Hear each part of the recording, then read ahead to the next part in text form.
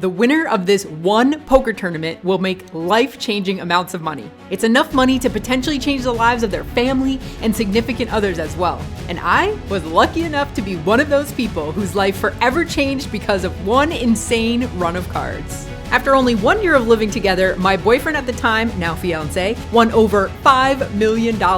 He was able to buy his mom a house, his dad a sailboat, and a house for us in Las Vegas. His deep run got him an 888 sponsorship, which allowed us to travel all around the world on their dime. Fast forward 11 years, I can confirm that this event is life-changing, and I'm incredibly lucky to chase my own final table dream today. Thank you to all who invested in me. You have no idea how much I appreciate it. Stick around till the end of the video for my full WSOP results and a quick update on the Bankroll Challenge. Now get your game face on, it's time to play.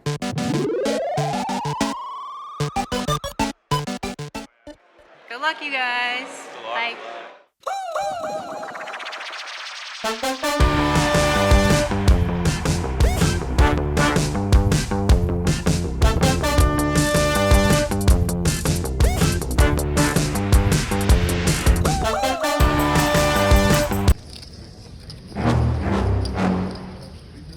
So the button opens, we peel the small blind with 8-7 of clubs, flop Jack 7 deuce rainbow.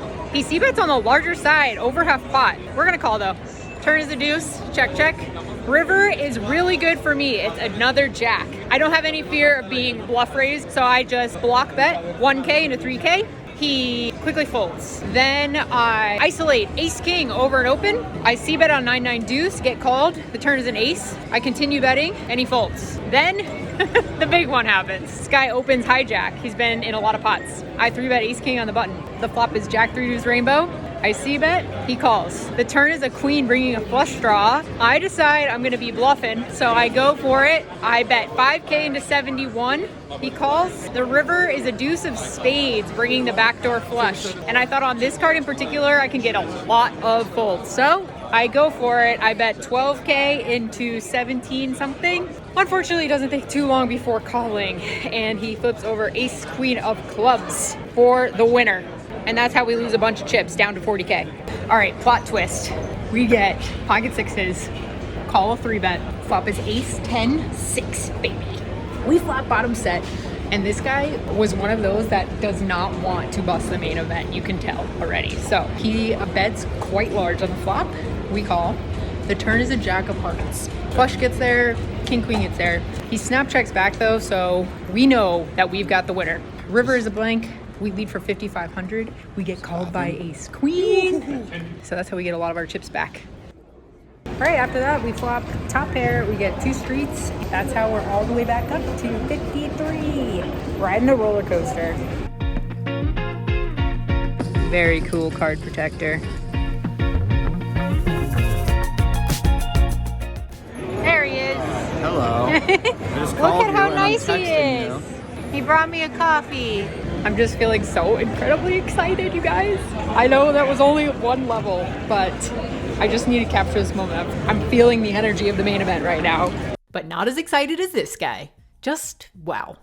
Okay, level 2. We pick up pocket 10s on the button. The guy that's been very active in the hijack raises to 800. I make it 3K and he calls. The flop comes out 9 8 4, 2 hearts. He checks. We c-bet for 4K on this board texture. There's a lot of overcards that can come. There's a flush draw, so we're gonna size up a little bit to protect from all of those overcards. He makes the call. The turn is a 5 of hearts. Not the one we wanted to see, so when he checks it over to me, I quickly check back. The river is a queen of spades. He leads now for 11K into a 14K pot. I think for that sizing, I need to let this one go. So we lose quite a chunk there, unfortunately. Next hand we get involved in by the river, we have second pair and we make a good hero call against the preflop raiser who had a bluff. He just bluffed with king high. We take that one down to put us back up to 51K. So we're just riding the roller coaster.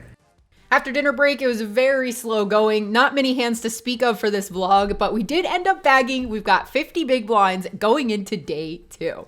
There's always a day off in between, so I just spent it doing this. We're ready for day 2. We got a special driver this morning. Hi! With 43K, I've got 3rd biggest stack at my table. Crazy. I think I'm 95 and I'm like second. I probably have like one of the shorter on average tables. You definitely do. Second in chips only has starting stack, and there's like multiple 20 big blind stacks, so we'll see how that goes. Chip leader. Yeah, exactly. Hopefully we can get one of them.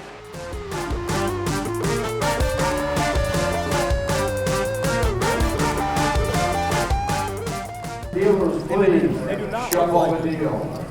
Only an hour into the day, and we're about to play a big one. When it folds around to the small blind, who goes by Sunshine Poker, he limps in, and we check back King 4 of hearts from the big. Flop comes down King 7, 3, 2 diamonds and a heart. So we've got top pair, backdoor flush draw, and Sunshine decides to lead for 2/3 of the pot on this flop. Obviously, we're not going anywhere, so we stick in the call. The turn is a 9 of clubs, and he continues barreling large. He goes 4,000 into 5,600. So I'm not really feeling great about top pair, very weak kicker, but I'm not going to go anywhere. I'm going to put him to the test. He's going to have to fire 3 if he wants to get me off of this top pair. So I stick in the call, and the river is a complete blank. It's a 3 of spades, and Sunshine tanks for about 30 seconds before doing something that I definitely wasn't expecting. Rather than going another large bet or checking, he overbet jams all in for my remaining stack, which is 24K, into a pot of only 13.6. He's really polarizing himself at this point. He's saying, look, I either missed my diamond draw or I have a really strong hand like King 7, King 3, King 9, pocket 7s. Maybe I was trapping pre with pocket kings or a really strong king like Ace King even. I'm going to rule out some of those because I think pocket kings and Ace King would lean towards raising pre-flop. So I just relied on my perception of what he thought that I had. And I think when he sizes up on the flop, up on the turn, for me to get to this river, he must assume that I have a pretty strong hand. And I just had to rely on that read and make the fold with my bluff catcher.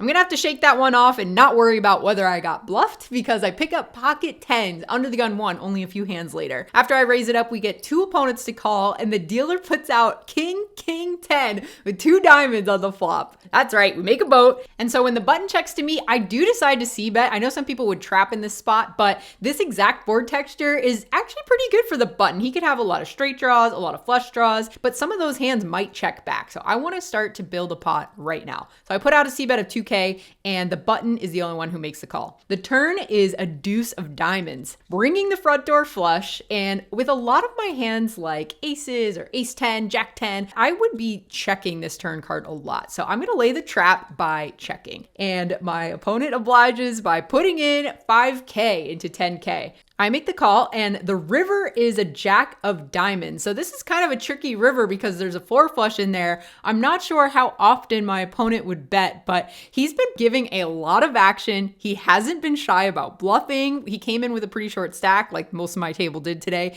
I just check it over to him one more time just to see if he'll put in any more chips. And he does. He puts me all in. Obviously, we snap him off. We're just hoping he didn't have king jack or something. And he flips over pocket 3s. Pocket 3s, no diamond. He absolutely went for it, and I'm so pumped because now we're back up to over what we started the day with. Finally, heading in the right direction. Riding this momentum, me and the big blind go heads up on the jack 8-4 2 club flop. I've got king queen of clubs, and when he check it over to me, we're obviously gonna c-bet. So I put in 2K. He makes the call, and the turn is a 3 of diamonds. We brick out, but we just have so much equity in this hand. A ton of rivers can improve us, so we're gonna bet our equity and go 6,500 into 9,900. He thinks for a bit, but eventually lets it go, and we're scooping in yet another pot.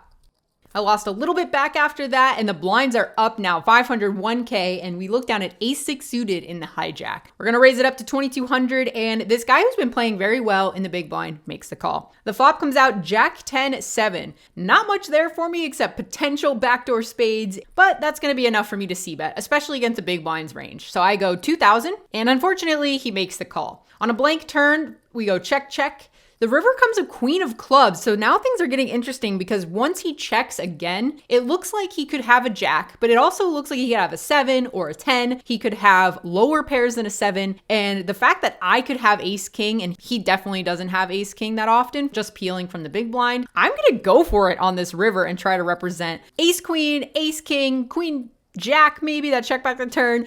And so I go 5,500 into 99. He doesn't think for a second before tossing in the call. So this bluff did not work because he shows queen 10. So he did have a 10, but unfortunately he made 2 pair on the river. So we lose quite a chunk there. All right, this next one gets a little bit bananas. I open queen 9 suited under the gun. 3 players call me and they all happen to be the better players at the table. We're going 4 ways to the queen, queen, deuce, rainbow flop. That's right, we flop trips. And when it checks to me, I decide to slow play this one because it is the worst queen that I'm going to be opening. And there's not really a lot of draws. There's nothing really to be afraid of. So I'm just going to trap in a 4-way pot.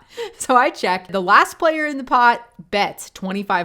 He goes a little more than a quarter pot. Sunshine in the small blind makes the call and big blind is out of there. So I could potentially raise, but I think, like I said, this is the worst queen I open. And if I start raising in a multi-way pot like this with this kind of a weak queen, then I'm starting to narrow down my opponent's range to only hands that I'm going to be losing to by the river. So I want to keep the trap open. I just make the call. The turn is a 10 of clubs. Picks up a couple more draws. And when it checks to the hijack, this time he decides to slow down. He's thinking, okay, somebody might be trapping here with the queen. I'm just going to check back. The river is an ace of clubs. Backdoor straight, backdoor flush, potential boat options with queen 10, with ace queen, maybe deuces creep in. So queen 9 actually isn't looking that great. I know there's only been 1 bet that has gone in post flop, but in these multi-way pots, things get a little bit tricky. And it gets even worse when Sunshine leads 10K into 16-5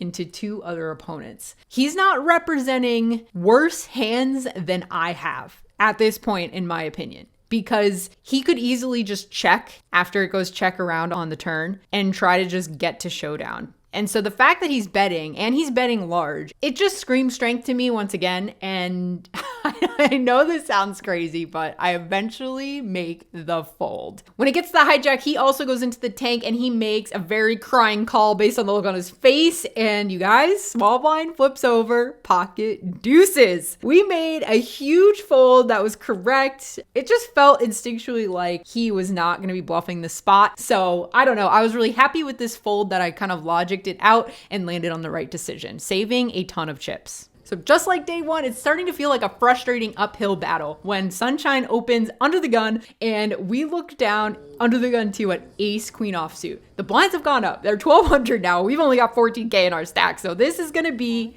an all-in moment. We ship it all in, keep our fingers crossed under the table, and when it folds back to Sunshine, he does make the call. So I'm not feeling great.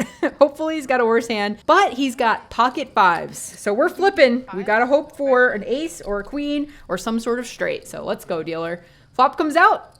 Ace, right in the window card. Ace, king, deuce. That's looking good. The turn is a jack. And the river is clean. So we double up and finally momentum is on our side, you guys. Let's go. And a few minutes later, Jeff Platt makes his way over to the table.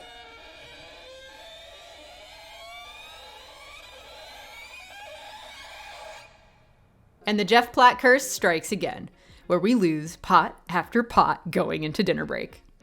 Feeling pretty bummed right now, you guys. Down to 24K, I think, and we're gonna be going back to 1,500 big blind. So we got a lot of work to do. We pick up pocket queens on our short stack right after dinner break. Unfortunately, after we jam, we get no action, but at least we're heading in the right direction. And then a special announcement comes up over the intercom. 43 players. Wow. Generating a prize pool of $93,399,900. We're paying 1,507 players. The mini cash is $15,000. All the way up to first place, WSOP Gold Bracelet, $12,100,000. Good luck to everyone. Next, the hijack opens and he has only been at our table for a few orbits, but he's been playing a lot of hands. So when I look down at pocket 3s from the big blind, even though I have a short stack and not a lot of fold equity, I just thought I might get it through, and it's a pair, so that's good. I just take the risk and jam all in with my pocket 3s, hoping that I get the fold. We definitely don't want to see a call here. And we get the good news, guys. He slides his cards to the muck, gives us credit for having a good hand, and we get a little bit healthier. Now that we've got some fold equity to our stack, Sunshine opens the low jack, and I look down at ace jack suited from the cutoff. This is definitely good enough to go all in. It's our time to shine. So I put in the chips and the button. Who's on the tighter side? Snap makes it 50K. Just snap throws out the 2 green chips. I'm not feeling great, but at least when it folds back to Sunshine, he makes the fold. So I only have to go heads up, and we see we're up against pocket kings. I could have guessed that when this guy snapped did that. Okay, we're gonna need to find an ace. Some hearts, straight cards, something, dealer. Come on, give it to us. The flop comes out 9-6-3. We do have a heart in the window. Turn is a queen of diamonds. Now we are just looking for 3 aces. If we hit an ace, we double up and we actually have room to play and maneuver in the best structure in the world. If we don't hit an ace, that's $10,000 out the door. And the river is... All right, good luck, everybody. The queen of spades. Oh no.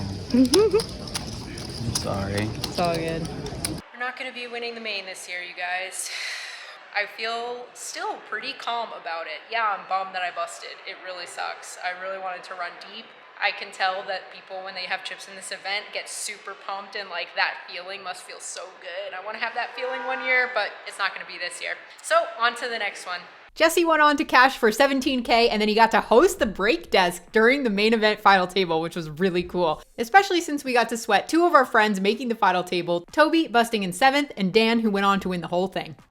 I went on to cash 2 more events this summer, one in the Super Turbo and one in the online bracelet event. So that brings our total WSOP cashes to 4 out of 20 total events played. It's one of the lightest schedules I've ever played in terms of live WSOP events. And I think it had a lot to do with the bankroll challenge, keeping me in check and making sure that I really felt focused and ready to play before I went in. So I took a lot more days off and I played a lot more days online. With all that being said, here are the final results for the full summer, including online play. I played 186 tournaments. It sounds like a lot, but it's really not, across 6 or 7 weeks. Total hours played 215, and the bankroll is down 35.54. But remember, we took a 2K shot on the main event. So overall, I'm actually really happy with this number. Last year, we lost 22K in the summer, just to put it into perspective. So this doesn't feel bad. This feels very manageable. And I'm going to grind my butt off now online. I'm going to be live streaming. I'm going to be doing stream highlights for you guys, playing all types of little dailies live, and playing some cash games in the mix as well. So lots to come on the channel to dig our way out and then thrive for the rest of the year. So subscribe to the channel, lots more to come. I will see you guys in the next video. Thank you so much for watching.